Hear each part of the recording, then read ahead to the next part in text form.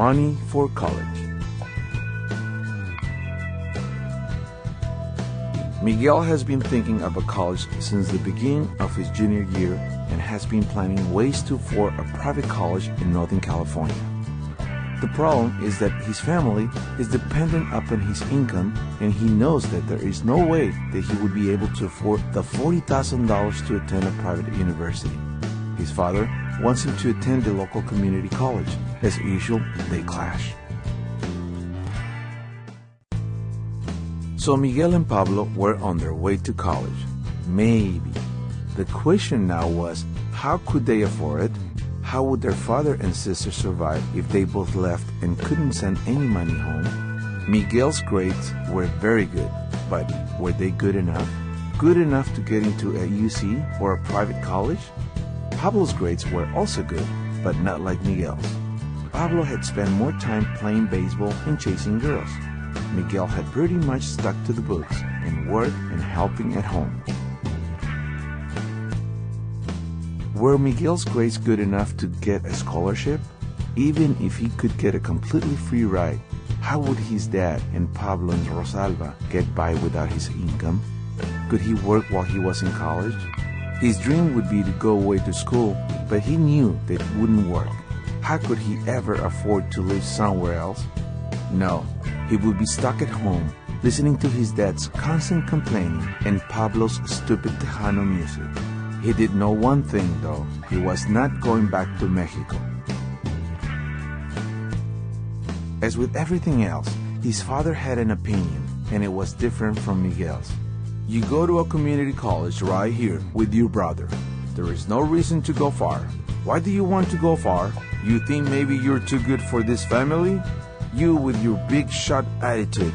You and Pablo go to school here and live at home. How will you afford anything else? His twin brothers seemed to be on him to stay at home too. Come on, Miguel, Pablo said. Let's be straight with each other. We can't afford to have you go away. We hardly get by now. With you gone and not working, Dad and I would have a very tough time supporting the three of us. Rosalba is getting older and she doesn't understand why she can't have everything like her friends. You know, I want you to be whatever you can be, but we have to remember who and what we are. That really got to Miguel. Who and what were they? That was exactly why he wanted to go away. To become more than everyone thought he was. But he didn't want a fight with Pablo, so he just let it drop. To be honest, he didn't know where he wanted to go, but he did know he wanted to go as far away as possible. In fact, there was a private school in Northern California that he had read about, but he knew that it was out of the question. The tuition was more than $25,000 per year. He probably wasn't going to be able to pay for that on his office cleaning money. Don't be so sure, his counselor, Mrs. Anderson, said. Miguel, with your situation and your background and your grades, you are a natural for a scholarship. Students seldom pay the tuition that a college advertises.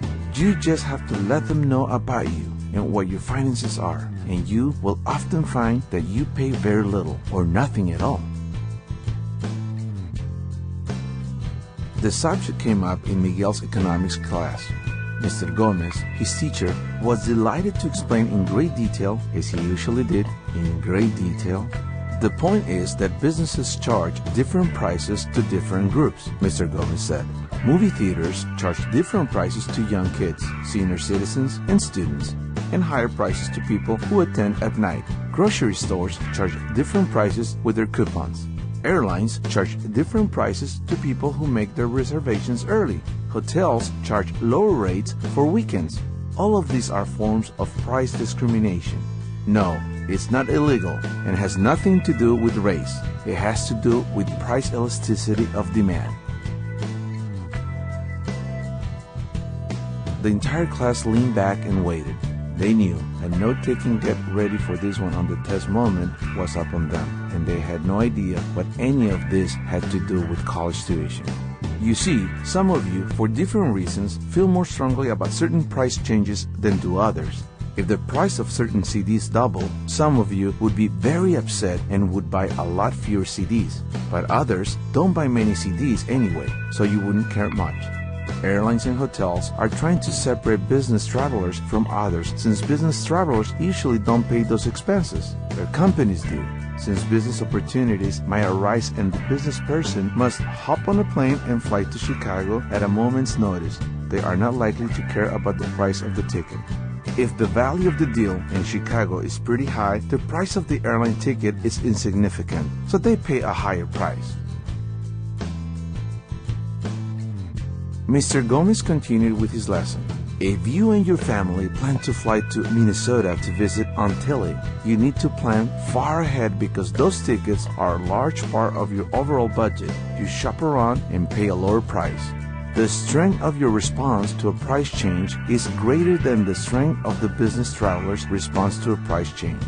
Your price elasticity of demand is the strength of your response to a price change.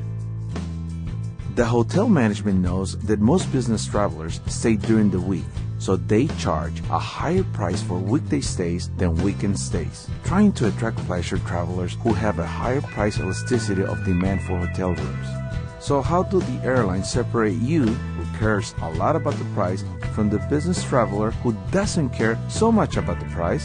They lower the fares on tickets that have been purchased well in advance, the pleasure traveler, and charge higher prices to people who make the reservations at the last minute, the business traveler. What they would like to do is charge a different price to every traveler based on their price elasticity of demand, but that would require much more information that they can obtain. Now, Mr. Gomez turned to a subject Miguel cared about. Colleges, however, do exactly that. When you apply for a scholarship from the college or university, they ask you and or your parents to complete a detailed financial status form that gives them plenty of information to estimate the price that you are likely to tolerate. If, for example, a year's tuition at a private university is $30,000, they will look at your financial status and estimate the price you can or will pay. If they want you, they will likely give you a scholarship of, say, $10,000, which means your actual price for 1 year is $20,000. To someone in a better financial situation, they may charge full price. And to someone in a tougher financial situation, they will give a larger scholarship. It is the same as the airline, which charges different prices to people with different price elasticities of demand. Joey raised his hand and blurted out, "Well, that's all fine, Mr. Gomez, but how do we get one of those scholarships?" Mr. Gomez smiled and said, "Great question, Mr. Schmidt. That's what Mrs. Anderson is here for. Talk to her." Miguel did just that.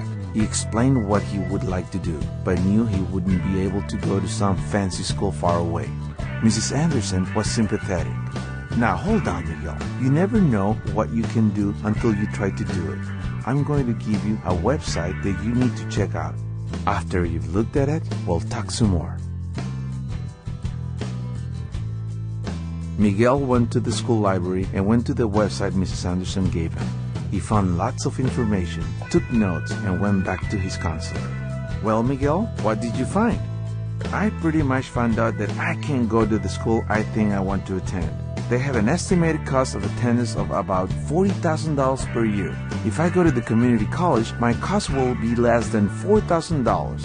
Obviously, a CSU or UC is more, but still less than a private school, so I guess it's the community college for me." "Well, let's not be too hasty, Miguel," Mrs. Anderson said. "First of all, let's admit that the community college system is pretty darn good, and that it's a great way to begin a college education. But let's take a look at some of the ways that you might come up with that $40,000. The first thing you want to do is look at their scholarships. What did you find out about that?" "I found out there's lots of money for scholarships, but those aren't for poor Mexican kids," Miguel said sadly. Mrs. Anderson knew self-pity when she heard it. No, Miguel. You are precisely the kind of kid they want to support. Miguel, you win on 2 counts. First, your grades are excellent, so you qualify for competitive scholarships. Second, you are poor. Sorry, kid, but facts are facts. In this case, it helps because it means that you qualify for needs-based scholarships. My guess is that between Call Grant Awards, university scholarships, some student loans, and a work-study program, you could just about put this thing together.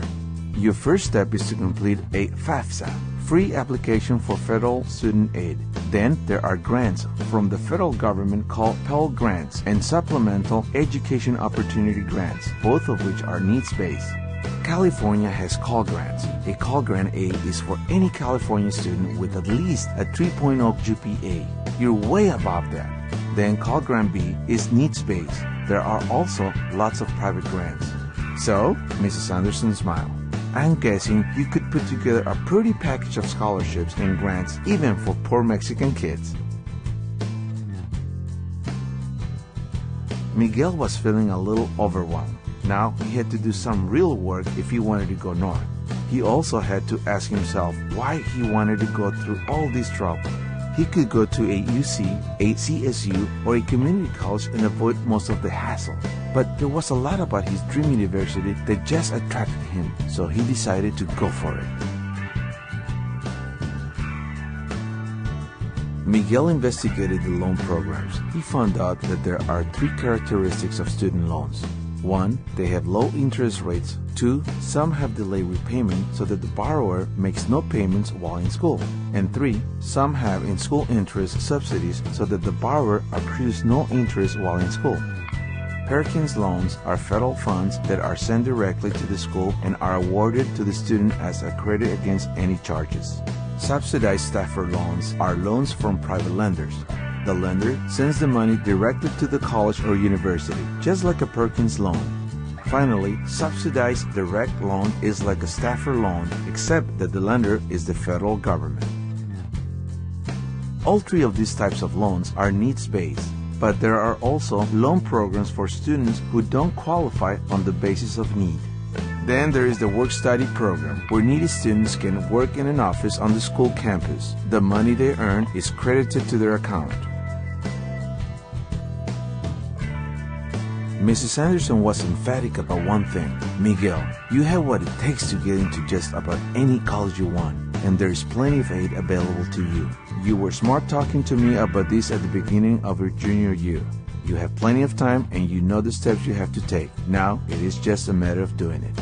And listen, don't just apply to that private school you're thinking about. I want you to apply to a couple of UCs and a couple of CSUs. You want to cover your bases.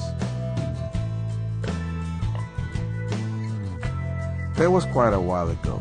Now it was May of Miguel's senior year. He had done it. He was accepted to his dream school, and between grants, loans, and work-study, he figured he was about $5,000 away from getting there. He had also been accepted at the local CSU and a UC that was within driving distance, and he had figured out how he could get rides to both schools. His father grumbled that Miguel was very fortunate to have the opportunity to go to these schools and he should forget about the school for rich white kids. Pablo sat at the kitchen table and grinned that stupid grin that he wore when Miguel was getting it from his father. Miguel knew what he was thinking, the jerk. After dinner, Pablo and Miguel went up to their room. Pablo closed the door. Miguel, I know how you can go to that fancy school. I figured it out. We both graduate this June. You and I can both work full-time in the summer and still do the office cleaning job, and that will get you close. No, Pablo. I already figured what I can make during the summer into my budget. Even with that, I'm still $5,000 short. You're not listening to me, Menso. As usual, Pablo sighed. I said, we can both work full-time this summer. If I work full-time this summer and next year, while I'm going to the community college, we will have enough. I can help you. You will have the $5,000. Miguel was stunned. He felt like he'd been kicked in the stomach by a mule.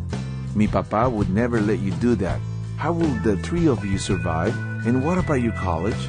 I will take care of papa. He won't like it, but he knows that you have dreams. And believe it or not, he's actually on your side. It's just hard for him to admit it. Pablo continued, it will be tight around here. But what's new? You know what? I don't want to go to one of those big schools. It would scare the heck out of me. So ándale, you up north, Aim me to the community college, and I will still be twice the man you will ever be, and make 3 times the money, and have 4 times the women. Miguel just smiled broadly. Pablo, you are probably right.